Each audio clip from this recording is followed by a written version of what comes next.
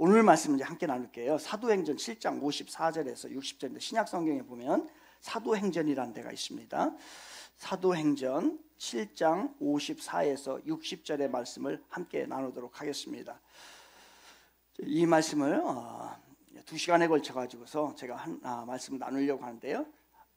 사도행전 7장 54절 60절 제가 한 절 한 절 읽으면서 설명을 먼저 해드리겠습니다. 그들이 이 54절입니다. 그들이 이 말을 듣고 마음에 찔려 그를 향하여 이를 갈거늘. 그들 무리들이 있었어요. 그들이 뭔 말을 들었어요. 그런데 마음이 찔렸어요. 어떻게 해야 돼요? 마음이 찔리면 고치야죠. 새로 살아야죠. 그런데 마음에 찔리니까 그 마음에 찔리는 것을 분으로 노로 누군가에게 덮어 씌우게 됩니다. 그래서 이를 갈았어요. 그런데 그들이 뭔 말을 들었을까? 그 앞에 나오겠죠. 그래서 53절 보시면은요, 53절 마지막에 너희는 천사가 전한 율법을 받고도 지키지 아니하였도다. 그들에게 율법을 받았는데 말씀을 받았는데도 지키지 않았구나라고 이야기했어요. 그랬더니 그들이 찔렸어요. 마음에 찔려서 어떻게 해야 돼요? 그러면 그대로 살아야죠. 그런데 그렇게 하지 않고 그들을 향해서 스데반을 향해서 죽일 각오를 하게 되는 겁니다. 그럼 55절입니다. 그때에 이제 그게 스데반이죠. 스데반이 성령 충만하여 하늘을 우러러 주목하여 하나님의 영광과 및 예수께서 하나님 우편에 서신 것을 보고 말하되 56절 보라 하늘이 열리고 인자 아까 얘기했죠. 인자는 예수 그리스도예요. The Son of Man입니다. 그러니까 하나님 우편에 서신 것을 보노라 한데 예수님께서 하나님 우편에 안 계신 거예요. 57절 그들이 큰 소리를 지르며 귀를 막고 일제히 그에게 달려들어 58절 성 밖으로 내치고 돌로 칠세 증인들이 옷을 벗겨 사울이라는 청년의 발 앞에 두니라. 59절 그들이 돌로 스데반을 치니 어떻게 됐겠어요? 스데반이 부르짖어 이르되 주 여호와 주 예수여 내 영혼을 받으시옵소서 하고 60절 무릎을 꿇고 크게 불러 이르되 주여 이 죄를 그들에게 돌리지 마옵소서. 이 말을 하고 잔이라고 하는 것은 죽었다는 얘기예요. 그리고서 스데반이 죽었어요. 그들이 스데반이 한 설교를 듣고 마음에 찔려 그것을 고쳤어야 되는데 고치지 않고 스데반을 죽인 사건이 오늘의 본문의 이야기입니다. 이 말씀을 가지고 오늘 설교 제목 이제는 깊이를 말할 때입니다. 같이 시작. 다시 한번 이제 우리가 어떻게 살아야 될까? 깊이를 말할 때 다시 이제는 깊이를 말할 때 시작.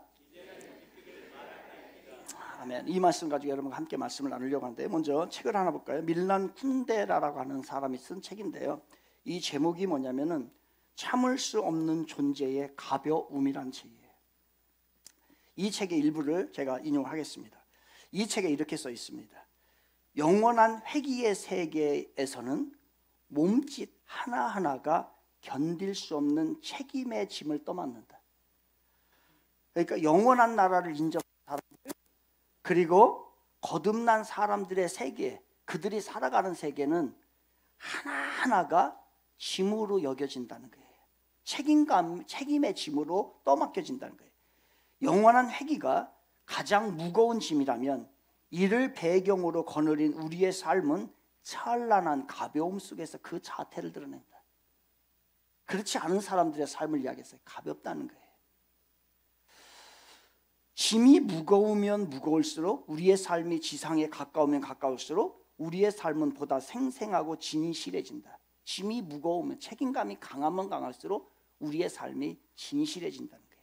반면에 짐이 완전히 없다면 인간 존재는 공기보다 가벼워지고 어디론가 날아가 버려 지상의 존재로부터 멀어진 인간은 겨우 반쯤만 현실적이고 그 움직임은 자유롭다 못해 무의해지고 만다. 짐을 지려고 하지 않는 사람, 공기보다 가볍다는 거예요. 삶이. 어떤 사람이 진실한 사람일까? 그 진실한 사람은 짐이 있는 사람이라는 거예요. 무게가 있는 사람이라는 거예요. 어떠한 것에 대한 책임을 지고서 살아가는 자가 바로 무거운 사람, 진실한 사람이라는 거예요. 무의미한 사람, 이 땅에 살아는 가지만 무의미한 사람은 짐을 지지 않으려고 하는 사람. 이 무의미한 거예요. 이것을 고발하고 있어요. 이 책의 제목이 참을 수 없는 존재의 가벼움이에요.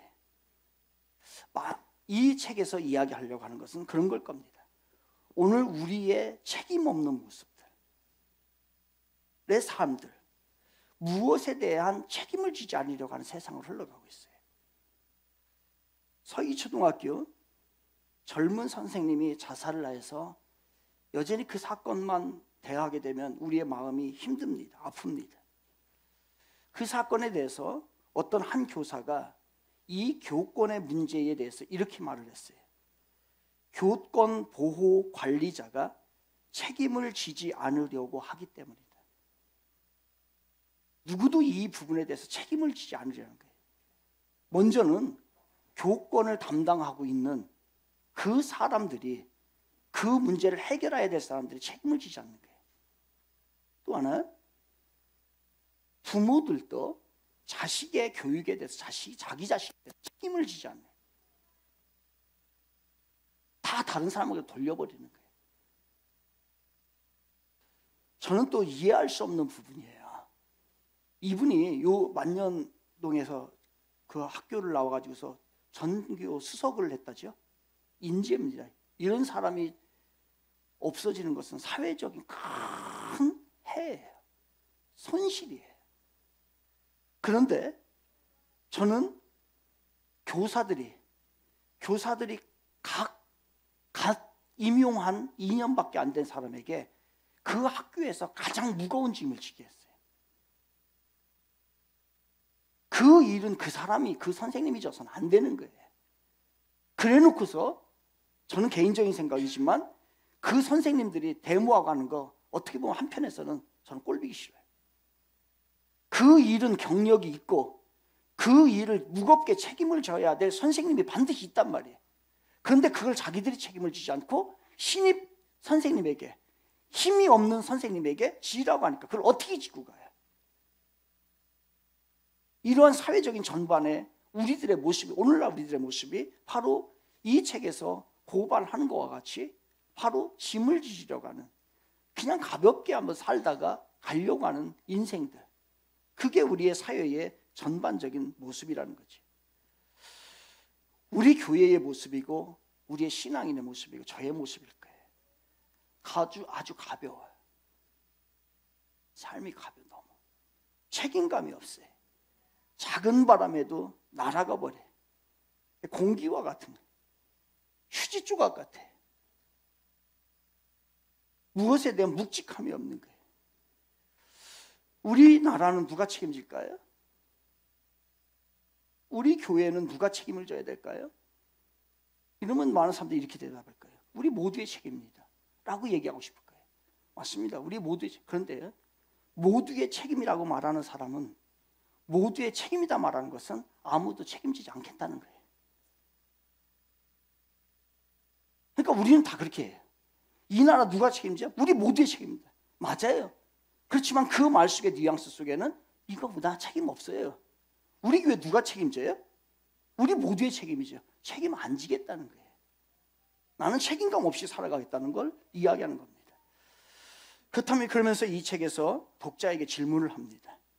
그렇다면 여러분 무엇을 택할까? 묵직함 아니면 가벼움?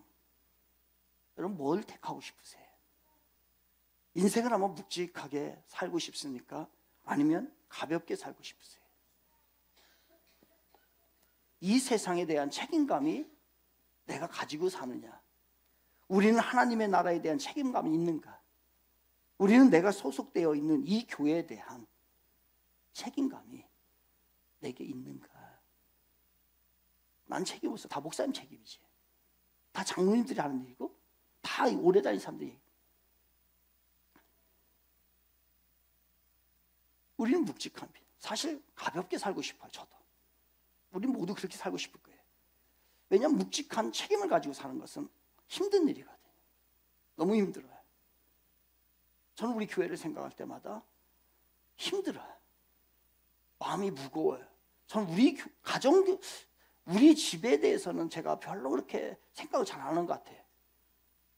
그런데 교회를 생각을 하면 책임감이 너무 무겁고 힘들어요. 그런 것 같아요.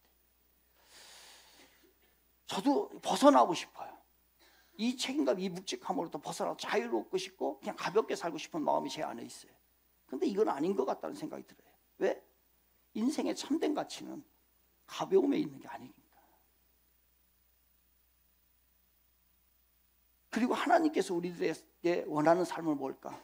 그냥 가볍게 살다가 공기처럼 휴지처럼 바람처럼 살다가 와라 이런 걸까? 아니면 우리에게는 다 책임이 있는데 그 책임을 지고 살아가는 걸까? 100년을 무책임하게 사는 게 옳은 삶일까? 1년을 살더라도 가치 있게 책임을 감당하며 사는 것이 옳은 삶일까? 라는 생각을 하죠. 우리 청지기교회가 1층 지역을 위해서 우리가 카페를 이제 제이 카페잖아요. 제이 카페는 이제 지저스의 제이입니다. 제이 카페는 이제 저희들이 했다가 중단을 한 상태. 코로나로 인하여서 중단을 했다가 이제 지금까지 오픈 안 하고 있는데, 여러분 우리 그 카페 제이 카페가 대전시 제1호 공유 공간입니다. 지역을 위한. 이 공간이 그 공간으로 우리가 원하는 게 아니라 대전시에서 정해준 거예요. 그래서 그 앞에 간판 조그만 하나를 우리 교회에 준 거예요. 그 시에서 찾아와서 다 조사하고 여기 우리 대전시에서 처음으로 지역을 위해서 내놓은 공간이 이 공간이에요. 그래서 다른 교회들도 이 공간을 벤치마킹 해갔어요. 그러다가 이제 이 지역 주민에게 많은 이제 도움이 되고 지역 주민들이 사랑했던 공간입니다. 그러다가 코로나로 인해 가지고 중단을 했어요. 중단을 하니까 너무 편해. 너무너무 편해. 이 관리 안 해도 되죠. 매일 저거 하려면 관리해야 되거든. 여러분 얼마나 진상들이 많은지 알죠? 뭐 진상 보기 싫어서라도 저거 하기 싫어요. 테이블 앉으면요 그냥 의자, 여러분 의자 그냥 내팽개치고 가고요. 그 위에다가요 어떤 사람은 김밥 족발 싸와. 그리고 거기서 먹고 냄새나 음식을 가지고 안 되잖아요. 그리고서 그냥 어떤 대충 하고서 가버려요. 그러면 또 우리가 그거 다 닦아야 되죠. 어떤 진상들은요 이 커피를 싸가요. 텀블러 가져가지고서 진액을 쫙 넣어가지고서요 그걸 몇 개 싸간다. 그러니까 집에 가지고서 나눠 물 타서 먹는 거예요. 그런 진상들이 텀블러 가져와서 그래. 이 그 1,000원짜리 넣는 함이 있었잖아요. 그 2번 털렸어요. 그 중학생인가 초등학생인가 걔가 같은 애 범행이에요. 그래서 2번이나 그걸 털려가지고 그걸 갔어요. 화장실 자주 막혀요. 특히 여자 화장실. 거기 뚫어보니까요 거기에서 차 열쇠가 나왔어요. 그런 여자랑 사는 남자는 누구예요 도대체? 그런 실치리하고 사는 사람. 거기에서 차키가 나왔다. 차키. 그래가지고 뚫어가지고 자주 막혀요. 그래가지고 몇 번 뚫었어요. 우리 교인들이요 저거 안 하면 너무너무 편해요.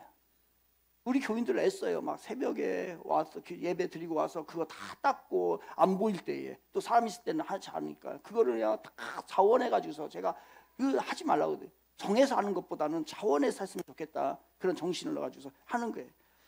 그러니까 우리 교인들이 또 뭐라고 하냐면 저거 우리만 좀 쓰고 싶다는 거예요. 왜냐하면 우리가 알잖아요. 공간이 얼마나 부족한지. 그러니까 우리 공간이 또 부족한데 이웃에게 내놓으니까 우리가 쓸 공간이 많이 없다는 거예요. 다 일리가 있는 것 같습니다. 그런데 그런 생각을 자꾸 드는 거예요. 맞아요. 편하고 돈도 안 들고 그 다음에 우리가 마음껏 사용할 수 있고 관리를 안 해도 돼요. 그런데 교회라고 하는 존재가 이 세상에 대한 이 사회에 대한 책임이 있어야 되는 거 아닙니까? 그들이 원하고 그들이 좋아하고 이 교회를 좀 오픈해서 이 지역과 함께 할 수 있다면 그런다면 이 교회가 공간을 내놓아야지.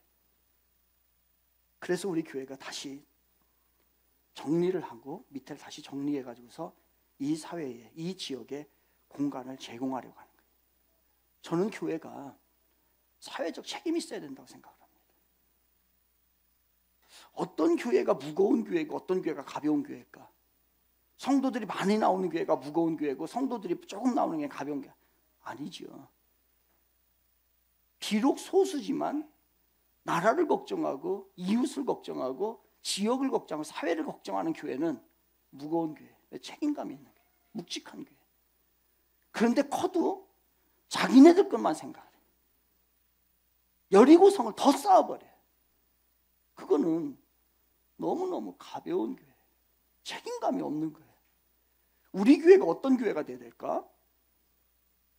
그냥 이 사회와 아무런 저들의 아픔과 저들의 삶과 저들의 유익에 아무런 관계없는 그런 교회가, 그런 교회는 세상에 너무너무 많으니까 저는 똑같은 교회를 만들고 싶은 생각은 없어요. 조금 유익한 교회, 우리 청지기 교회가 해를 품는 달이 되길 바랍니다. 해를 품어야지. 뭘로? 달로. 이 세상을 품을 수 있는 책임감 있는 그러한 교회. 그래서 비록 우리가 저거를 다시 하려고 하면 에어컨도 다시 바꿔야 되고 지금 다시 인테리어도 다시 해야 되고 저 의자도 다시 다 교체해야 되고 새로운 작업이 버겁습니다. 그래도 교회의 존재 목적이 그거라고 한다면, 사회적 책임이 있다고 한다면 우리 교회는 기꺼이 사회적 책임을 함께 조금이라도 함께 나누고 싶은 것이 우리 교회의 모습이 되길 원합니다. 여러분, 제가 여러분들이 싫어하는 이야기를 좀 해야 되겠네요. 11조 이야기하겠습니다. 11조에 대해서 고민을 많이 했어요. 하나님께서 왜 11조를 헌금이라고 하지 않았을까? 11조는 헌금이 아니에요. 모든 헌금에는 뒤에다가 헌금이 붙어요. 영어로 말하면 영어는 offering이 붙어요. 그런데 11조는 그냥 11조, 타이스 이거예요. 이건 헌금이 아니에요, 여러분. 그렇다고 한다면 하나님께서는 왜 11조를 헌금이라고 하지 않고, 헌금은 뭐 하는 거예요? 헌신된 자들이, 마음이 있는 자들이 내는 거예요. 그건 헌금이에요. 그런데 이건 헌금이 아니에요. 지금 뭐예요? 11조는 헌금 아니에요. 사회적 책임이에요. 이거는 교회 다니는 사람만 하는 게 아니에요. 교회 안 다니는 사람도, 절에 다니는 사람도, 천주교 다니는 사람도, 이단에 다니는 사람도, 무교인 사람도, 모든 이 세상에 살아가는 사람은 10분의 1을 사회에 환원하는 모습이 있어야 되는 거예요. 그래서 하나님께서는 11조 타이스는 타이스 어퍼링이라고 하지 않아요. 그냥 타이스 11조로 딱 끝내버리는 거예요. 10분의 1을 여러분, 우리가 10분의 1의 수입의 10분의 1을 누군가와 나누고 가난한 자들과 함께하고 베푼다고 한다면 이 세상은 많이 밝아질 거예요. 그런데 우리가 그것조차도 10분의 1조차도 안 하고 다 내가 쓰니까 이 사회가 안 되는 거예요. 그럼 이것을 11조는 하나님께서 크리스찬들에게만 하는 거라고 얘기할까? 아니요. 이 모든 세상에 있는 모든 사람들이, 이 땅에 살아가는 모든 사람들은 자기 수입의 10분의 1을 누군가와 함께 공유를 해야 돼요. 그래서 11조를 하나님이 11조 타이스 어퍼링이라고 하지 않아요. 그건 뭐예요? 그냥 11조예요. 사회적 책임 있는 거예요. 그래서 이 부분에 대해서 11조를 사용하는 것에 대해서 성경에서 나와요. 나오는 그 중에서 11조의 용도 중에서 뭐냐면요, 신명기 26장에 보면 고아와 과부와 나그네를 위해서 사용하라는 거예요. 이거는 절대적인 빈곤자들입니다. 자기 스스로는 살아가기가 너무 어려운 사람들, 이러한 사람들은 누군가 도와주지 않으면 안 된다는 거예요. 그 도와주는 방법이 뭐냐면 10분의 1을 나누라는 거예요. 이거 헌금 아니에요. 사회적 책임을 우리가 다 짓는 거예요. 그래서 제가 11조 치고서요, 네이버를 들어가 봤어요. 네이버를 들어가 봤더니 네이버에서 이렇게 설명을 해주더라고요. 첫째, 네이버에 11조 치면 이렇게 나와요. 기독교 신자가 수입의 10분의 1을 교회에 바치는 것, 이게 1번이에요. 근데 2번에 이렇게 써 있어요. 이 11조를요, 11조는 조선시대의 장색이, 장색은 장인들이죠. 장색이 일터에서 필요한 물건을 주문하면 그 물건을 파는 상인이 물건값으로 10분의 1을 누구에게 줬어요? 그 심부름 온 사람에게 준 대가, 이게 11조예요. 그러니까 성경에서만 10분의 1을 했던 게 아니에요. 우리 교회가 들어온 다음부터 11조가 있었던 게 아니고 우리의 조상들도 정신 가운데는 최소한 10분의 1은 이 사회와 약한 자들과 나누어야 된다라고 하는 사회적 책임이 있는 것이 바로 10분의 1은, 최소 10분의 1은 써야 된다는 거예요. 이게 사회적 책임이에요. 요즘에 ESG, 우리는 너무 많이 들어요. ESG 경영, environment, 바로 환경, 그 다음에 소셜, 사회, 우리의 사회적 책임이 있어야 된다는 거예요. 그 다음에 governance, 지배구조, 투명해야 된다는 거예요. 이게 요즘에 ESG예요. 그럼 우리가, 이거는 기독교만이 해당되는 것이 아니라 우리 이 땅에 살아가는 정상적인 사람들에게 모두 해당되는 거예요. 우리가 10분의 1만 제대로 해도 많은 사람들에게, 그리고 하나님 나라의 선교에, 그리고 구제에 큰 도움이 됩니다. 결국 누구예요? 사회적 책임을 지지 않으려고 나 혼자 잘 먹고 잘 살려고 하니까 사회가 어두워지는 거예요. 그러면서 우리는 사회를 탓하고 불평을 해요. 아니, 우리 그 일을, 그 사회적 책임을 10분의 1을 드리는 것을 우리 그리스도인부터 먼저 하라는 거예요. 이거를 확산시켜서 세상 사람들도 10분의 1을 나누는 사회가 되라는 거예요. 이게 세상을 창조하신 하나님의 법이에요. 가난한 자, 병든 자, 하나님의 일을 하는 자, 선교지에서 목숨을 내놓고 일하는 자, 그들을 누가 도와요? 그래서 그 명목으로 그렇게 쓸 수 있도록 하라는 거예요. 여러분, 10분의 1을 누구와 나누지 않는 사람은 사회에 대해서 불평할 자격이 없어요. 자격 없는 거예요. 우리 청지교회는 헌금을 떠나서 나누세요. 어떤 분이 아이스 커피를 저한테 10잔을 사줬어요. 무슨 얘기예요? 10잔을 사가지고서 제가 사무실에 왔네요. 10잔 어떻게 해야 돼요? 저 혼자 다 먹어요. 10잔 아침 먹고 저녁. 그럼 이 사람은 이기적인 사람이죠. 아니요, 이기적인 사람이 아니라 나쁜 사람이에요. 아니요, 나쁜 사람을 넘어서요, 이 사람 참 미련한 사람이에요. 10에 10을 다 먹어 혼자. 지금 우리가 그렇게 살아갑니다. 제가 지난주에 청년부 양육 시간에 청년부들에게 이런 얘기를 했어요. 우리나라에 사는 청년들이 사람이 얼마나 못났으면 먹고 사는 것 때문에 고민을 하냐. 여러분, 우리나라 환경 얼마나 사람이 못났으면 먹고 사는 것 때문에 고민해요? 우리 주님이 얘기했는데 들풀도 입히고 먹이고, 저 하늘에 나는 새들도 입히고 먹이게 하는데 그 먹고 사는 거에 한평생 그거 해결을 못한다고 한다면 얼마나 문열이냐 이게. 여러분, 우리의 자녀들에게 여러분 뭐를 가르칩니까? 저는 그런 생각이 돼요. 자식이 오죽 못났으면 먹고 사는 거 부모가 책임져 줄까? 그렇게 자신 없어요? 그렇게 자신 없을 정도로 막 그냥 내가 죽을 때 다 쌓아줘야 자식이 좀 먹고 사는. 아니, 공부만 시켜요. 공부만. 공부를 잘 시켜주세요. 그러면 잘 자라요. 먹고 사는 문제 없어요. 공부만 시켜줘요. 돈을 절대 터부시하라는 얘기 아니에요. 절대 터부시하면 안 돼요. 돈을 무서워해야 돼요. 그런데 돈이 절대적인 축복도 아니에요. 이 생각을 우리부터, 여러분 신앙생활 오래 했잖아요. 수없이 들었을 텐데 아직도 이게 실천이 안 되는 거는 10분의 1을 함께 나누지 못하는 건 이거는 뭔가 너무 이기적이잖아요. 제대로 된 사람, 믿음의 사랑으로 무장시키도록 만드세요. 자녀들을. 그래서 다윗이 솔로몬에게 왕권을 주면서 뭐라고 하냐면 너는 대장부가 되라고 그래. 대장부. 그 얘기는 뭐냐면 내가 다른 거 아니야.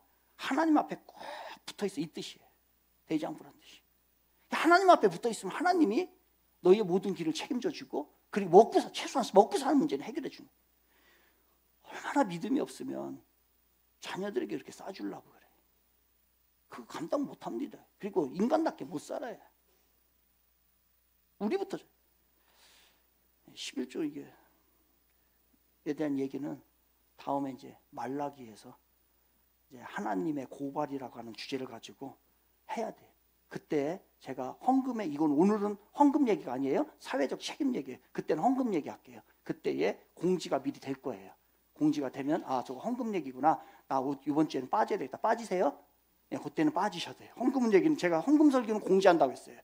헌금 설교는 공지할 테니까 그때 나는 시험에 들 것 같으면 빠져요. 그리고 나는 제대로 된 물질관을 통해서 이 땅에 가치 있는 인생으로 살아보겠다라고 하는 데는 그때에 듣는 거예요. 꼭 공지를 합니다. 그래서 여러분, 돈보다는 머리예요. 머리보다는 신앙입니다. 돈을 주려고 하지 말고 정신을 제대로 키우세요, 자녀들은. 그리고 정신과 더불어 신앙을 집어넣으면 그 자녀 아무 문제 없습니다. 묵직함을 다른 말로 표현할게요. 그건 뭐예요? 다른 말로 표현하면 깊이에요. 깊이 있는 거예요. 묵직한 삶이라고 하면서 가볍은 것이 아니라 묵직한 삶이라서 깊이가 있는 삶이에요. 그래서 이제부터는 이제 우리들의 삶이 어떻게 되면 이제는 깊이를 말할 때, 다시 이제는 깊이를 말할 때입니다. 시작. 이제는 깊어져야 돼. 여러분, 어릴 때에 아이들 양보하지 않잖아요. 과자를 사주잖아요. 과자 사주면 족족이 다 호주머니에 넣고 자기 혼자 다 먹어요. 그죠? 우리 하늘이, 그죠? 그런데 막 그렇게 앙칼 부리고 욕심을 부려도 하늘이가 미운 적이 한 번도 없어. 너무너무 이뻐. 더 주고 싶어. 막 그 앙칼 부리는 것이 막 그 너무 귀엽고 그래가지고서 더 주고 싶고 막 사탕, 우리 교회 애들 오면은 막 제가 사탕 주고 막 그 사탕 그거 걱정하지 마세요. 무설탕이에요. 저도 의식이 있는 사람입니다. 그걸 주는 거예요. 그러면은 애들이 좋아. 하나 더 주세요. 더 좀 막 앙칼게. 그런데 저는 더 줘요. 막 애기가 너무 크는데. 그런데 그 욕심내는 모습을 20살짜리가 해봐요. 뭐 하나 더 달. 그때는 나눠줘야지. 언제까지? 초신자들 있잖아요. 초신자들 교회 막 나온 분들. 이런 분들은 부족해요. 사역도 잘 안 해요. 예배도 빠져요. 그래도 다 이해가 돼요. 그냥 와주는 것만. 오늘도 이 더운 날씨에 누가 와요? 지금 휴가 가야지. 왜 왔는지 모르겠어요. 여기 지금 나오신 분들이요. 그래도 이해를 해요. 빠져도 못해도 안 해도 다 이해를 해요. 그런데 신앙이 깊어졌어요. 오랫동안 신앙생활 했단 말이에요. 그래도 안 하고 있네. 그래도 뺀덕거리고, 그래도 예배 빠지고 정신 못 차리고 사역 안 하고 책임을 지려고 하지 않고 이렇게 해보세요. 계속 받으려고만 하고. 여러분 생각 어떠세요? 하나님은 어떨까? 저는 안 그런데 하나님은 아마 꼴도 보기 싫을 것 같아요. 저는 안 그래요? 진짜 꼴 보기 싫어요. 기대치라는 게 있죠. 기대치라는 게. 한 대 때리고 싶어요. 여러분, 이제는 시간이 흐르고 신앙이 깊어지면 우리의 삶도 깊어져야 돼. 이제는 깊이를 말할 때 한국교회가 이제는 깊이를 얘기해야지 가볍게 굴지 마요. 그래야 세상을 설득할 수 있는 거예요. 그렇다면 깊어져야 되는데 깊어진다는 건 뭘까? 오늘 본문에서 그 얘기를 하는 거예요. 깊어진다는 것은요, 내가 깊어진다는 것은 다른 사람과 시각의 차이가 있다는 거예요.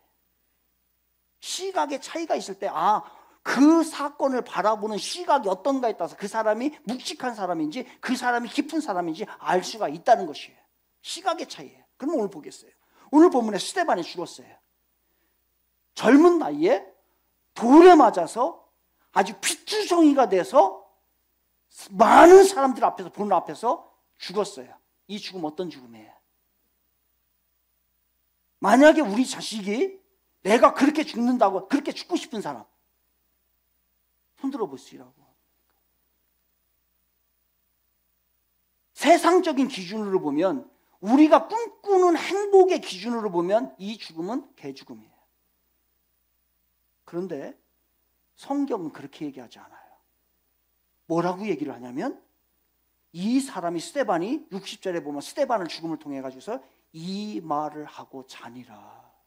그 얘기는 뭐예요? 이 사람이 너무너무 평온하게 죽음을 맞이했다라고 하는 것을 이야기하는 거예요. 그렇다면 세상이 보는 시각과 시각의 차이가 있어요. 기뻐진다는 시각의 차이가 있어요. 세상에 보는 시각은 이 사람은 이렇게 죽으면 우리는 이 땅에서 실패한 인생이에요. 요절한 거예요. 그런데 하나님의 시각으로 보니까 이 사람의 죽음이, 스데반의 죽음이 그런 죽음이 아닌 거예요. 아름다운 거룩한 죽음이에요. 이게 시각의 차이예요. 세상은 죽음의 형태를 봐요. 형태. 어떻게 죽었니? 언제 죽었니? 고통이 있었니? 이걸 본단 말이에요. 그런데 하나님은 뭘 봐요? 죽음의 의미를 보는 거예요.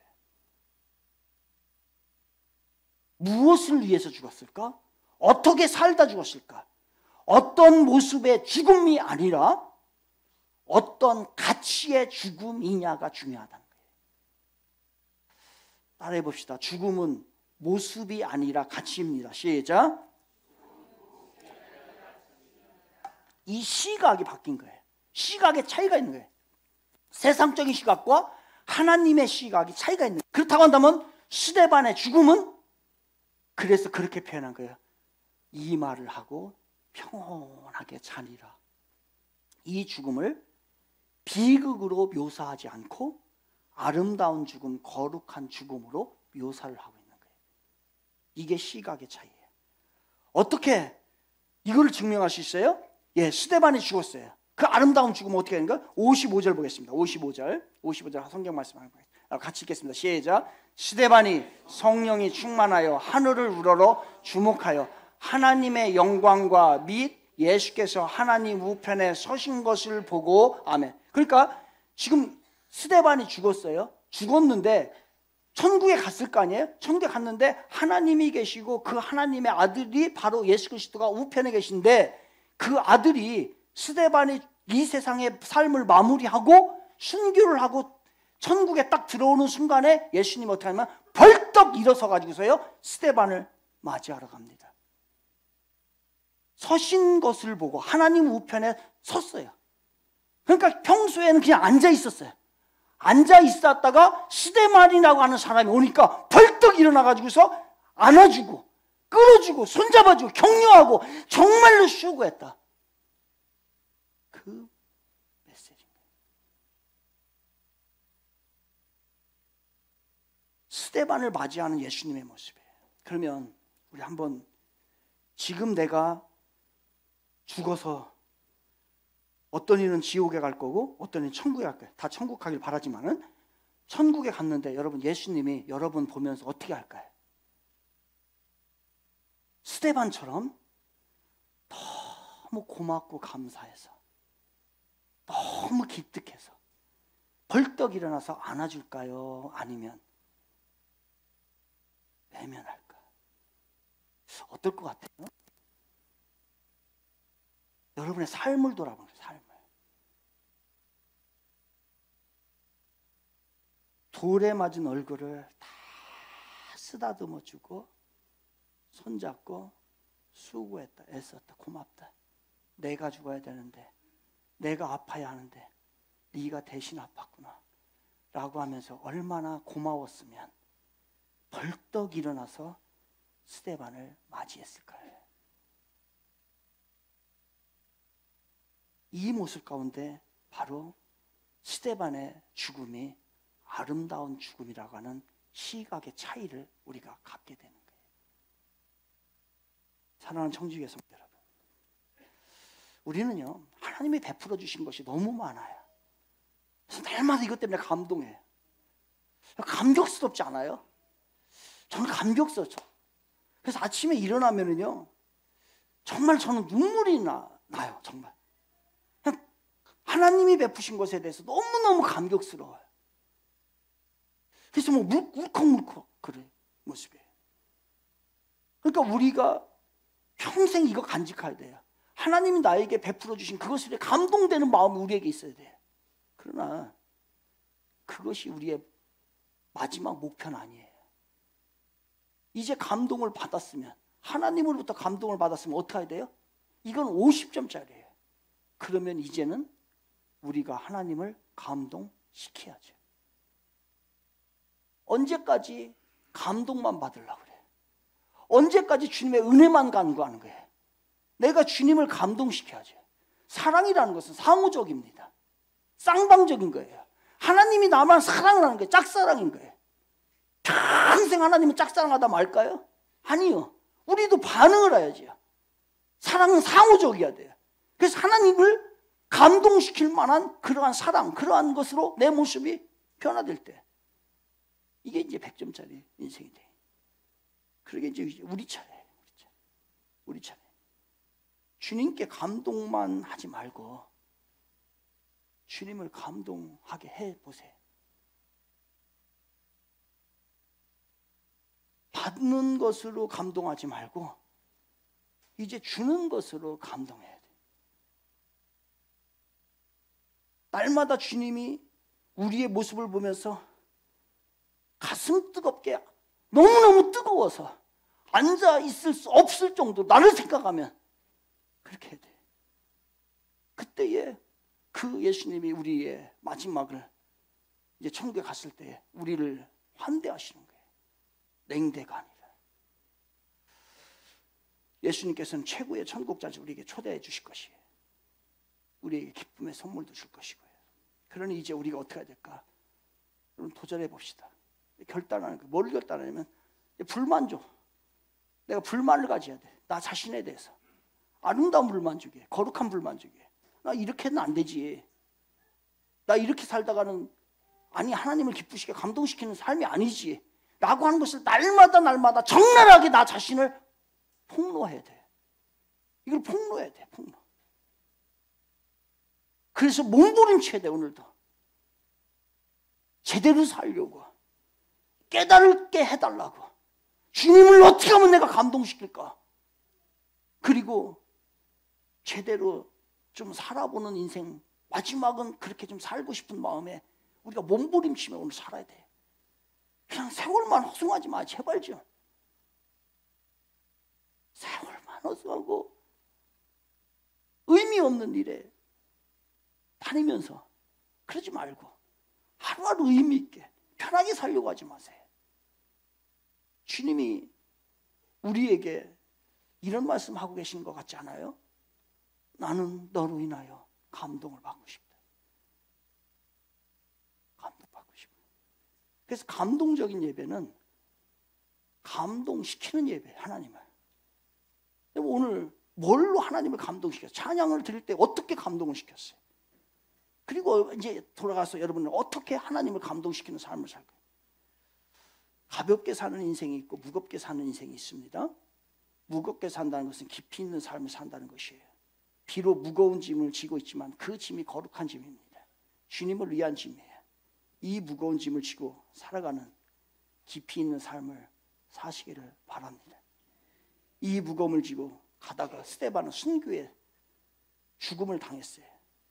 이 세상의 시각으로 볼 때는 비극적인 죽음이었지만, 비참한 죽음이었지만 하나님의 시각으로 볼 때는 이것보다 거룩한 죽음이 없어요. 그래서 스데반은 천국의 앞자리에 있을 거예요. 우리는 아마 보이지도 않는 저 끝에 있을지도, 아니 하나님의 관심도 없을지도 몰라요. 그러면 안 된다는 거예요. 이제 우리가 어떻게 살아야 할까요? 하나님이 주신 짐이 무거워서 여러분 벗어버리고 싶으세요? 교회에서 주신 짐이 무거워서 회피하고 살고 싶으세요? 이제는 깊이를 말할 때 깊어지세요. 이제는 깊이 있게 살아야 할 때, 이제는 아름다운 죽음을 준비할 때, 아름다운 죽음을 준비, 이제는 주님을 감동시킬 때, 이제는 주님을 벌떡 일어서게 할 때, 이제는 주님을 진심으로 사랑할 때입니다. 깊어지는 귀한 인생들, 우리 교회 여러분의 삶이 되기를 주님의 이름으로 축원을 드리겠습니다.